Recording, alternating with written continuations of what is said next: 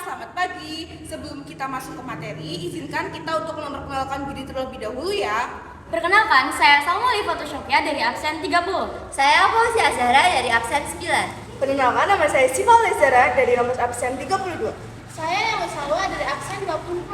Saya Silvi Rahmania, absen 33. Saya Ex Oliviana dari absen 7. Materi ini tentang kolonial imperialisme bangsa barat. Nah, materi ini mencakup 3 aspek. Yang pertama adalah sejarah tanam paksa, yang kedua sejarah pintu terbuka, dan yang ketiga adalah sejarah politik etis. Sejarah tanam paksa. Tanam paksa adalah sebuah praktik sejarah di mana pihak berkuasa atau pemilik tanah memaksa penduduk atau pekerja untuk bekerja dalam usaha pertanian atau kegiatan lainnya tanpa persetujuan atau kompensasi yang wajar. Praktik ini seringkali terkait dengan perbudakan, kolonialisme, atau sistem feodal di berbagai periode sejarah. Ini sering mencangkup kerja paksa dalam penanaman tanaman tertentu atau pemungutan hasil pertanian tanpa upah yang sesuai. Tanam paksa telah menjadi simbol ketidakadilan dan eksploitasi dalam sejarah manusia. Pemerintah Hindia Belanda menerapkan sistem tanam paksa pada tahun 1847 yang dipelopori oleh Johannes van den Bosch yang menjabat sebagai Gubernur Jenderal Hindia Belanda. Sistem tanam paksa mewajibkan penanaman tanaman ekspor yang laku di pasaran dan dipaksa menyerahkan hasil tanaman hanya pada pemerintah kolonial Hindia Belanda. Selain diterapkan di Jawa, sistem tanam paksa juga diterapkan di Minahasa, Lampung, dan Palembang. Latar belakang tanam paksa. Ada beberapa hal yang melatar belakangi kebijakan tanam paksa. Di antaranya, 1. Belanda mengalami krisis ekonomi pasca kejayaan Napoleon Bonaparte pada tahun 1803 sampai 1815 di Eropa. Yang kedua, terjadinya perang kemerdekaan Belgia yang menyebabkan pemisahan wilayah pada tahun 1830. Yang ketiga, besarnya biaya untuk menumpas pemberontakan di Penogoro atau Perang Jawa. Yang keempat, kas Belanda kosong dan utang Belanda yang sangat banyak. Yang kelima, pemasukan dari penanaman kopi tidak cukup untuk menutupi kekosongan keuangan. Yang keenam, kegagalan praktik liberalisasi dalam mengeruk keuntungan tanah jajahan Hindia Belanda. Ada pula ketentuan tanam paksa. Yang pertama adalah pemaksaan kerja. Pihak berkuasa atau pemilik tanah memaksa penduduk atau bekerja untuk bekerja dengan perusahaan pertanian atau aktivitas lainnya tanpa persetujuan atau pilihan yang bebas. Yang kedua, kompensasi yang tidak wajar. Para pekerja seringkali tidak dibayar dengan upah yang sesuai dengan kerja keras dan waktu yang mereka habiskan.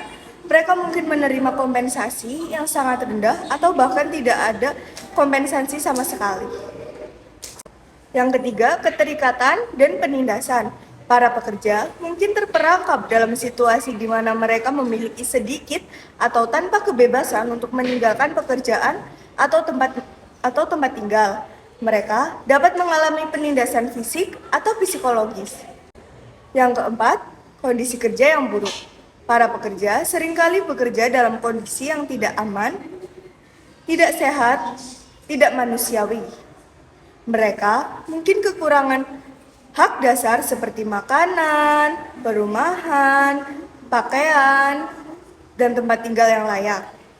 Yang kelima, ada pemungutan hasil pertanian. Tanam paksa sering melibatkan pemungutan hasil pertanian yang ditanam oleh para pekerja yang kemudian digunakan oleh pihak berkuasa atau pemilik tanah tanpa memberikan ganti rugi yang wajar. Yang keenam, keterkaitan dengan sistem sosial. Tanam paksa sering terkait dengan sistem sosial yang kuat, seperti feodal di Eropa atau praktik perbudakan di Amerika. Yang terakhir adalah pelanggaran hak asasi. Praktik tanam paksa sering sekali melanggar hak asasi manusia termasuk hak untuk kebebasan, upah yang adil, dan perlakuan yang manusiawi. Selanjutnya ada penghapusan tanam paksa. Yang pertama ada reformasi hukum. Pemerintah atau entitas berwenang harus mengesahkan undang-undang dan peraturan yang secara tegas melarang praktik tanam paksa dan melindungi hak-hak individu. Yang kedua ada pemberian hak asasi manusia. Proses penghapusan tanam paksa seringkali melibatkan pengakuan hak asasi manusia, seperti hak untuk kebebasan, hak atas upah yang adil, dan perlakuan manusiawi. Yang ketiga ada pemberian kompensasi.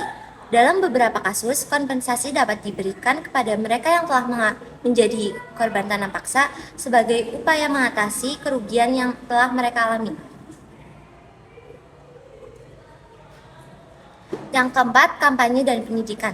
Kampanye sosial dan edukasi dapat diterapkan untuk meningkatkan kesadaran masyarakat tentang hak-hak individu dan bahaya tanam paksa.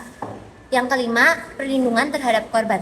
Masyarakat dan pemerintah harus bekerja sama untuk melindungi korban tanam paksa dan memberikan dukungan kepada mereka yang telah menderita dampak praktik tersebut. Yang keenam ada penegakan hukum. Pihak berwenang harus aktif menegakkan undang-undang yang melarang tanam paksa dan mengambil tindakan hukum terhadap pelanggar. Sejarah pintu terbuka. Politik pintu terbuka adalah kebijakan politik di mana perekonomian Indonesia dibuka kepada pihak swasta untuk mendorong pertumbuhan ekonomi dan meningkatkan kesejahteraan. Pada tahun 1870, sistem tanam paksa secara resmi dihapuskan dan diganti dengan politik liberal atau politik pintu terbuka. Paham politik ini diberlakukan di Indonesia antara tahun 1870 sampai 1900. Pada tahun 1870, politik kolonial konservatif secara resmi diganti menjadi politik pintu terbuka. Maksud dari paham ini yaitu pihak swasta diberi kesempatan membuka usaha atau menanamkan modalnya di Indonesia. Paham ini dibawa oleh kaum liberal Belanda yang semakin banyak berdatangan ke Indonesia. Kaum liberal itu sebagian besar adalah para pengusaha yang ingin menanamkan modalnya di Indonesia. Selanjutnya, ada latar belakang politik pintu terbuka. Awal dari terbentuknya sistem politik ini adalah Traktat Sumatera yang dilakukan pada tahun 1871. Dengan perjanjian tersebut, pihak Belanda bisa memperluas kekuasaan sampai wilayah Aceh. Inggris, yang juga termasuk dalam pihak yang berada dalam lingkup perjanjian tersebut, meminta pembayaran dari Belanda, yakni dengan menerapkan sistem ekonomi liberal di wilayah Hindia Belanda, yang saat itu meliputi wilayah Indonesia. Hal tersebut bukan tanpa alasan. Penggunaan politik pintu terbuka hampir serupa dengan sistem ekonomi liberal yang diajukan oleh Inggris. Pemerintah Inggris ingin agar pengusaha asing bisa menanamkan modal dengan mudah di Hindia Belanda. Selain itu, Inggris juga ingin menyebarkan ideologi kapitalisme dan liberalisme ke seluruh dunia. Dan yang kedua, ada daerah Jawa yang menjadi pusat perekonomian Nusantara pada saat itu akan lebih mudah untuk ditanami modal oleh pihak swasta Inggris. Hal ini tentu saja menguntungkan, mengingat bahwa Indonesia merupakan sumber rempah-rempah dunia. Kolonialisme Inggris yang didorong oleh gold, glory, dan gospel tentu saja menginginkan rempah Nusantara. Dan yang ketiga, saking hebatnya produksi rempah-rempah Indonesia, Belanda harus menggunakan pelayaran Hongi untuk mengontrol produksinya agar dapat tetap dimonopoli. Dengan adanya kesepakatan dalam politik terbuka ini, pengusaha yang hendak menanamkan modal menjadi lebih terjamin keamanan modal dan usahanya. Dan yang keempat, mengetahui hal tersebut, pihak kolonial Belanda tidak mudah tertipu. Pemerintah memang memberikan kebebasan kepada pengusaha untuk menyewa tanah, tapi tidak memperbolehkan untuk membelinya. Dengan begitu, tanah tidak akan mudah jatuh ke tangan orang asing. Apalagi, Inggris yang saat itu menjadi musuh utama Belanda dalam hal kolonialisme dan juga perdagangan internasional. Dan yang terakhir, ada penggunaan tanah sewaan. Tersebut dimaksudkan agar setiap produksi yang dihasilkan bisa langsung diekspor ke Eropa. Faktor pendukung pintu terbuka. Faktor-faktor pendukung yang memungkinkan politik pintu terbuka ini dijalankan di Hindia Belanda yaitu yang pertama, Jawa menyediakan tenaga buruh yang murah. Yang kedua, banyaknya modal yang tersedia karena keuntungan sistem tanam paksa terlalu banyak. Yang ketiga, adanya bank-bank yang menyediakan kredit bagi usaha-usaha pertanian, pertambangan, dan transportasi. Yang keempat, kekayaan alam Indonesia yang melimpah. Kemudian ada dampak positif pintu terbuka. Dampak positif pintu terbuka yang pertama, dihapuskannya tanam paksa. Yang kedua, rakyat Indonesia mulai mengenal pentingnya uang. Yang ketiga, rakyat Indonesia mulai memahami nilai ekspor dan impor. Dan yang terakhir, dibangunnya fasilitas infrastruktur dengan masuknya investasi masyarakat Eropa di Indonesia. Dampak negatif dari pintu terbuka. Yang pertama, rakyat semakin menderita karena ditekan oleh pemerintah dan swasta. Yang kedua, adanya eksploitasi rakyat pribumi dan lahan produktif secara besar-besaran. Yang ketiga, kehidupan penduduk merosot tajam karena dipaksa untuk menyewakan tanahnya kepada pihak swasta dengan biaya sewa yang sangat murah. Sejarah politik etis. Kebijakan politik etis adalah kebijakan kolonial Belanda yang diperkenalkan di Hindia Belanda, sekarang Indonesia, pada akhir abad ke-19, terutama pada masa pemerintahan Gubernur Jenderal Johannes van den Bosch. Kebijakan ini diumumkan pada tahun 1830 dengan tujuan untuk memperbaiki administrasi dalam pemerintahan kolonial dan pemerintahan serta meningkatkan kesejahteraan penduduk pribumi di Hindia Belanda. Latar belakang politik etis. Yang pertama, konteks kolonial atau Hindia Belanda adalah koloni penting bagi Belanda dan pada abad ke-19 mereka menghadapi tekanan internasional untuk memperbaiki kondisi di kolonial mereka, terutama terkait hak asasi manusia dan kebijakan kolonial. Yang kedua, peran Multatuli atau Haveler yang ditulis oleh Edward Dewey Dekker. Pseudonim Multatuli menjadi terkenal dan memunculkan perdebatan tentang penindasan dan eksploitasi di Hindia Belanda. Yang ketiga, tuntutan reformasi. Sejumlah elemen di Belanda menuntut reformasi dalam administrasi kolonial mereka. Mereka ingin mengurangi korupsi, penindasan, dan eksploitasi. Yang keempat, kehormatan dan moralitas atau konsep politik etis mengandung unsur moralitas dan keadilan, di mana Belanda ingin memberikan perlindungan terhadap hak-hak penduduk asli Hindia Belanda.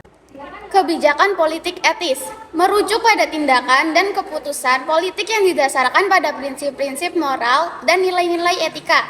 Prinsip-prinsip ini mencakup integritas, transparansi, keadilan, dan kepentingan publik. Kebijakan politik etis bertujuan untuk menciptakan pemerintah yang bersih, menjaga hak asasi manusia, dan menghindari tindakan korupsi diskriminatif.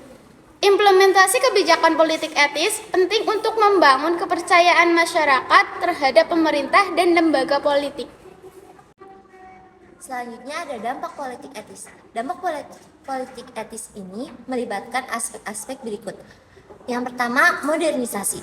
Politik etis mendorong modernisasi di Hindia Belanda. Ini mencakup pembangunan infrastruktur, pendidikan, dan layanan publik. Dampak positifnya adalah peningkatan akses pendidikan dan fasilitas umum bagi masyarakat pribumi. Yang kedua, pengaruh budaya Eropa. Politik etis juga membawa masuknya pengaruh budaya Eropa. Ini termasuk pembentukan elit terdidik yang memahami budaya dan bahasa Belanda. Namun, dampak negatifnya adalah kerugian budaya tradisional masyarakat pribumi. Yang ketiga, ada eksploitasi sumber daya. Di sisi lain, politik etis juga digunakan untuk memperkuat pengelolaan dan eksploitasi sumber daya alam Hindia Belanda. Ini menguntungkan pemerintah Belanda, tetapi merugikan masyarakat pribumi. Dan yang keempat, kesengsaraan ekonomi. Meskipun ada beberapa pembangunan, politik etis tidak secara signifikan mengurangi kesenjangan ekonomi antara penduduk pribumi dan kolonial Belanda. Banyak masyarakat pribumi masih hidup dalam kemiskinan. Yang kelima, perlawanan dan nasionalisme. Dampak politik etis ini juga mendorong perlawanan dan munculnya gerakan nasionalisme di Hindia Belanda yang pada akhirnya memimpin menuju perjuangan kemerdekaan. Jadi, dampak politik etis adalah campuran dari aspek positif dan negatif yang akhirnya berkontribusi pada perkembangan sejarah Hindia Belanda dan munculnya gerakan kemerdekaan. Nah, materi yang bisa kita sampaikan kira-kira segitu saja ya. Semoga kalian bisa memahaminya. Barangkali ada yang kurang, kalian bisa cari sendiri di internet. Segitu aja yang bisa kita sampaikan.